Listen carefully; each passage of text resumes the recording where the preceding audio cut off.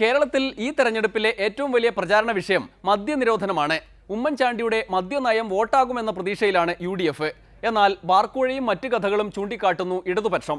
തൊട്ടടുത്ത തമിഴ്നാട്ടിൽ ജയലളിത മദ്യനിരോധനം എന്നത് പ്രകടന പത്രികയിൽ തന്നെ ഉൾപ്പെടുത്തുന്നു. കാര്യങ്ങൾ ഇങ്ങനെ മുന്നേറുമ്പോഴാണ് നിതീഷ് കുമാർ ബീഹാറിൽ പ്രകടന പത്രികയിലെ ആ വാഗ്ദാനം പാലിച്ചത്. അതായത് മദ്യം അങ്ങട് നിരോധിച്ചു.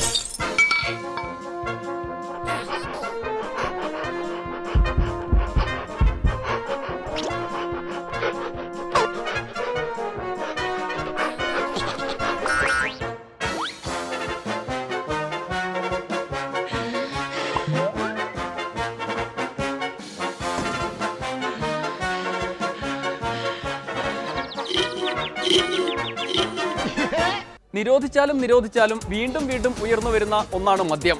നിരോധനം ലക്ഷ്യമിട്ട് ആദ്യഘട്ടമായി ബാറുകൾ ഇവിടെ പൂട്ടിക്കഴിഞ്ഞു. ഇനിയുള്ള കാലം മദ്യവിതരണ ഷോപ്പുകൾ അടച്ചുകൊണ്ടേയിരിക്കും. 10 വർഷം കഴിയുമ്പോഴേക്ക് ലഹരിക്കായി മറ്റു വഴികൾ തേടേണ്ടി വരും എന്നർത്ഥം. ഇന്നത്തെ ഡെമോക്രസി പൂർത്തിയാവുന്നു. തിങ്കളാഴ്ച വീണ്ടും കാണും വരെ നന്ദി, നമസ്കാരം.